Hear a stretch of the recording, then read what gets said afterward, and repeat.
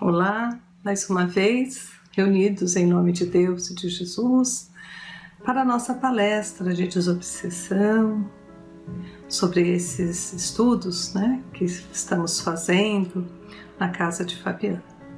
Pedindo a Deus e a Jesus que todos se encontrem em paz e atentos para que possamos ser instruídos por esses amigos, enviados, mensageiros de Deus, para a nossa evolução, que essa instrução seja recebida em nosso espírito com muito amor, para que esse aprendizado se fixe ao longo dos tempos. Possamos utilizar no momento de necessidade, praticando todos esses conhecimentos que essa doutrina bendita nos traz. Pai nosso que estais nos céus, santificado seja o vosso nome, venha a nós o vosso reino, seja feita a vossa vontade, assim na terra como no céu.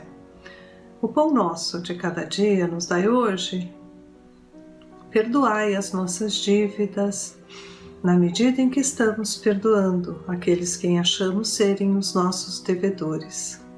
Não nos deixeis cair em novos erros e livra-nos de todo o mal. Que assim seja, graças a Deus e a Jesus. Nós estamos no capítulo, pegar aqui, capítulo 13, quem é o obsessor, da Sueli Calda Schubert, a última parte, hoje a quarta parte, E vamos aqui à frente. Eu vou ler o último parágrafo da semana passada para que a gente retome, e relembre um pouquinho. Nem todo obsessor tem consciência do mal que está praticando. Existem aqueles que agem por amor, por zelo, pensando ajudar ou querendo apenas ficar junto do ser querido. Então veja que nós temos obsessores que não sabem que são nossos obsessores, não é por maldade que ali eles estão, é porque querem ficar junto. Às vezes nós mesmos atraímos com o nosso pensamento constante, não deixando eles livres para voltarem de uma forma mais inteira ao plano espiritual. Estamos sempre com sofrimento, relembrando com sofrimento, com angústia, então isso faz com que eles queiram ficar onde a gente está também. E ela vai mostrar aqui, a Sueli Calda Schubert, nesse livro Obsessão e Desobsessão, ela abrevia o nome para que, claro, não fique lembrado, Então o caso da senhora O demonstra isso. A senhora O viu-se de um instante para outro acometida de uma tristeza inexplicável, seguindo-se-lhe de um desânimo também difícil de ser entendido. Por mais que pesquisasse as causas, sentia-se sem forças, tendo que permanecer quase o dia todo no leito, em repouso. Chorava minuto a minuto e não conseguia atinar com a razão de tanto abatimento. Qual a razão de tanto abatimento? Foi examinada por vários médicos que não acharam nenhum mal que justificasse o seu estado. Resolveu, em consequência disso, procurar a casa espírita para orientação e passes. Verificou-se estar sob influência espiritual muito forte. A entidade que acompanhava era sua própria irmã, desencarnada já há algum tempo, de maneira repentina, e que havia sido pessoa muito boa, havendo inclusive entre elas uma afeição muito grande. Foi feito o esclarecimento da irmã desencarnada na reunião apropriada, na reunião de desobsessão, E o resultado foi imediato. A senhora O curou-se, passando a levar uma vida normal. Casos como este existem em grande número e evidenciam total despreparo das criaturas para a morte, porque elas querem continuar como se fossem vivas, não entendem por que nós não queremos falar com elas, não entendem por que elas, ninguém presta atenção nelas, de uma hora para outra até elas, esses espíritos, acreditam que são desprezados, é porque eles ainda não perceberam que estão numa outra condição de vida, na vida espiritual. E como esse caso aqui, uma única reunião pôde ser esclarecida e de imediato tudo se solucionou, né? E tem aqui também um outro caso, um obsessor simpático. Alguns obsessores apresentam interessante faceta para os estudiosos do assunto. Foi o caso de certa entidade que se comunicou na reunião do Centro Espírita Ivon Costa. Muito educado, distinto, tratava o esclarecedor com toda calma e gentileza. Dizia-se, na verdade, perseguido a uma pessoa a quem odiava, mas não tinha raiva de mais ninguém e, inclusive, compreendia o nosso papel ao tentarmos beneficiar a sua vítima. Acreditava em Deus, em Jesus, no amor, mas não tinha vontade de abandonar o seu intento. Mesmo com todos esses dados positivos de caráter, o seu esclarecimento foi demorado, rendendo-se, por fim, à evidência do amor, diante da aproximação de um espírito a quem muito amava e que por ele foi visto durante os trabalhos. Então, esse segundo caso que ela expõe aqui, ela fala de um caso que foi mais demorado, apesar dele ser também um bom espírito, tudo, naquele caso ele não queria abandonar aquela pessoa buscando ali uma vingança. Somente quando alguém do plano espiritual, a quem ele amava muito, também compareceu na sessão de desobsessão, que ele pôde ver, e aí ele percebeu que não ia levar a lugar nenhum essa obsediar aquela pessoa. Então ele se rende, né, ao amor e volta com esse espírito conhecido e amado, né, para o plano espiritual. Ele viu que ele não estava sozinho também, né? Então são vários casos. O obsessor, então, é aquele que cria em nós uma ideia fixa, um pensamento fixo, aqueles que nos acompanham, que não querem voltar ao plano espiritual, não sabem como voltar, né? Então eles voltam para casa, voltam para a nossa convivência, achando que podem continuar no plano material e que vão ser felizes. Isso não acontece, né? Então é preciso, sim, muitas vezes, né, da casa espírita, de muita prece, de muita oração e também para que ele tenha méritos, né, de pessoas muito queridas puderem se aproximar, possam se aproximar, para que ele dê essa condição, essa sintonia amorosa em prece, lembrar-se de Deus e de Jesus. Então são todos esses os pensamentos que nós temos que dirigir aos nossos obsessores, né? Bons pensamentos, pedindo o amparo, a ajuda, a misericórdia de Deus e de Jesus para ele, que ele possa se lembrar de todos esses espíritos amigos que vão ajudar ele, e tudo se encaminha e a gente também consegue viver tirando esses laços do passado que nós deixamos tanta mágoa, né? Vamos procurar trabalhar no sentido de ajudar a espiritualidade para que todos sejam auxiliados. Eu trouxe aqui do Livro dos Espíritos, o capítulo 4, Pluralidade das Existências, Semelhanças Físicas e Morais, a questão 215. De onde vem o caráter distintivo em que se observa em cada povo, né? Povo de país, de reuniões, de comunidades, de famílias, né?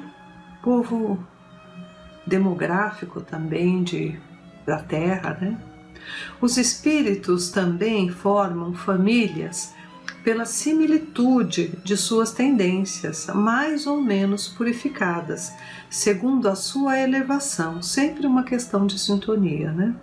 Pois bem, um povo é uma grande família em que se reúnem espíritos simpáticos, simpáticos no sentido de terem as mesmas tendências, os mesmos pensamentos. A tendência a se unirem que têm os membros dessas famílias é a origem da semelhança a que determina o caráter distintivo de um povo. Acreditas que espíritos bons e humanos procurarão um povo duro e grosseiro? Não se sentiriam bem, né, em meio a pessoas tão diferentes de cultura, de conhecimento, não é? Aselvajados. Se a gente já tem o conhecimento, já pôde participar de civilizações, muito provavelmente, pouco provável, né, que a gente consiga se sentir bem em locais e com pessoas assim, né? Então, se a gente já tem a bondade no coração, já pensa na fraternidade, na humanidade em geral, dificilmente vamos conseguir viver com pessoas duras, grosseiras, aselvajadas. Não conseguiríamos, né? Os espíritos aqui falam. Os espíritos simpatizam com as coletividades como se simpatizam com os indivíduos, procuram o seu meio. Por que eu trouxe essa pergunta, né? Essa questão dos povos, né? Porque ele fala aqui como a individualidade. Então os obsessores nos procuram porque nós somos muito parecidos, pensamos iguais, nossas tendências são, né, aquelas que eles também já estão acostumados, e eles se sentem bem em nossas casas, conosco, e mesmo numa condição ali de vingança, de condição de querer mal, né? Eles têm que ter uma sintonia, porque senão eles não conseguiriam entrar. Então nós é que temos que elevar o nosso pensamento, mudar de sintonia, mudar a nossa faixa vibratória, e assim eles não nos alcançam. Mas se eles nos alcançam e nós percebemos isto, vamos mudar a situação, transformando a vida deles e a nossa, né? Através da prece, da oração, da frequência, do conhecimento da doutrina, nós já podemos nos ajudar tanto, né? E da frequência na casa espírita, na sessão de desobsessão, assim nós vamos mudando também o pensamento dele em relação a nós. Eu trouxe aqui do Evangelho segundo o Espiritismo, do capítulo 27, Pedi e obtereis. Eu vou ler aqui a questão, o Evangelho, né? E depois nós vamos no item 11, que é o que eu quero falar, que é a ação da prece, a transmissão do pensamento. Mas esse capítulo 27, Pedi e obtereis, ele fala primeiro das condições da prece. E assim são as palavras de Jesus transmitidas aqui. E quando orais, não haveis de ser como os hipócritas, que gostam de orar de pé nas sinagogas e nos cantos das ruas, para serem vistos dos homens. Em verdade vos digo que eles já receberam a sua recompensa. Mas tu, quando orares, entra no teu aposento e, fechada a porta, ora a teu Pai em secreto.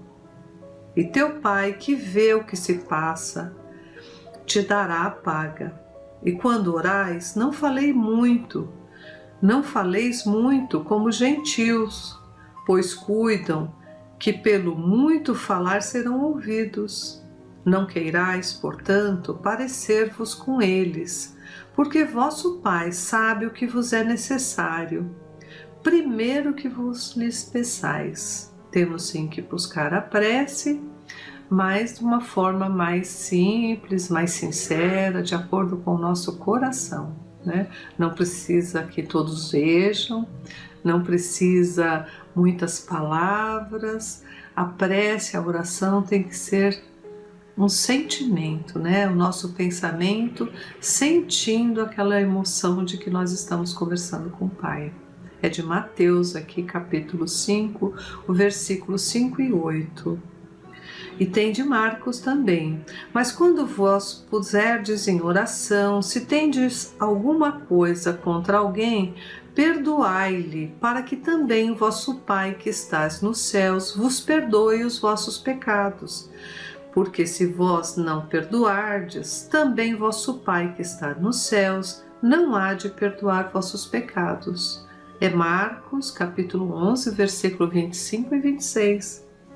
E ainda no Evangelho de Lucas, e propôs também essa parábola a uns que confiavam em si mesmos como se fossem justos e desprezavam os outros. Subiram 2 homens ao templo a fazer oração, um fariseu e o outro publicano. O fariseu, posto em pé, orava lá do seu interior dessa forma: Graças te dou, meu Deus, porque não sou como os demais homens, que são uns ladrões, uns injustos, uns adúlteros, como é também este publicano. Jejuo 2 vezes por semana, pago o dízimo de tudo que tenho. O publicano, por sua vez, e pelo contrário, posto lá de longe, não ousava nem ainda levantar os olhos ao céu, mas batia no peito dizendo: Meu Deus, sê propício a mim, pecador. Digo-vos que esse voltou justificado para sua casa e não o outro. Porque todo aquele que se exalta será humilhado, e todo aquele que se humilha será exaltado. É do Evangelho de Lucas, o capítulo 18, versículo de 9 a 14. Veja que são 3 evangelistas que colocam em seu evangelho as palavras de Jesus, cada um entendeu uma parte, né? E aqui ele reforça o comentário dos Espíritos. As condições da prece foram claramente definidas por Jesus.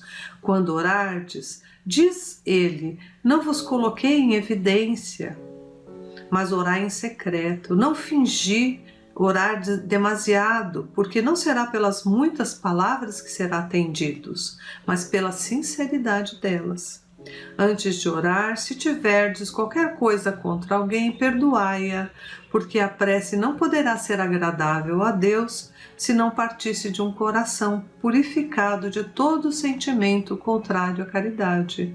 Orai, enfim, com humildade como publicano e não com orgulho como fariseu. Examinai os vossos defeitos e não as vossas qualidades, e se vos comparardes aos outros, procurai o que existe de mal em vós. E assim, nós vamos também falar do item 11, que fala da ação da prece e a transmissão do pensamento. Pela prece, do mesmo capítulo, tá? Pela prece, o homem atrai o concurso dos bons espíritos que vêm o sustentar nas suas boas resoluções e inspirar-lhes para bons pensamentos. Ele adquire assim a força moral necessária para vencer as dificuldades e voltar ao caminho reto quando dele se afastou. E assim também pode desviar de si os males que atrairia pelas suas próprias faltas. Um homem, por exemplo, sente a saúde arruinada pelos excessos que cometeu e arrasta até o fim dos seus dias uma vida de sofrimentos. Tem o direito de queixar-se se não conseguir a cura? Não, porque poderia encontrar na prece a força para resistir às tentações. Então, nós temos aqui também um roteiro de como fazer, né? Nós nos sentimos vitimados porque temos obsessores, mas eles são como nós, eles só não estão encontrando o caminho. E nós podemos ajudar, nos ajudando, ajudando todos que estão à nossa volta, com as nossas preces, com os nossos bons pensamentos, com o perdão a esse obsessor. Jesus já falava muitas vezes, se tiver algum adversário, que você possa agora, né, resolver essa situação, se unir por amor, porque são os primeiro e segundo mandamento, né? Amar a Deus sobre todas as coisas e ao teu próximo como a ti mesmo. Nós temos que nos esforçar para conseguirmos isso, e conseguindo cada vez mais, um passinho de cada vez, nós vamos nos libertando também de tantos obsessores, porque além deles aprenderem também tudo aquilo que nós estamos aqui nos instruindo, aprendendo, eles muitas vezes vão até primeiro que a gente pelo caminho do amor, e nós continuamos demorando aqui mais tempo. Mas vamos lutar para que possamos nos modificar. É assim que nós vamos ter esses obsessores como futuros amigos que um dia nos acolherão no plano espiritual. Que Deus permita que assim seja. Então, uma boa semana a todos. Pai nosso, que estais nos céus, santificado seja o vosso nome. Venha a nós o vosso reino, seja feita a vossa vontade, assim na terra como no céu. O pão nosso de cada dia nos dai hoje, perdoai as nossas dívidas, assim como nós perdoamos os nossos devedores. Não nos deixeis cair em novos erros e livra-nos, Senhor, de todo mal. Que assim seja, graças a Deus e a Jesus.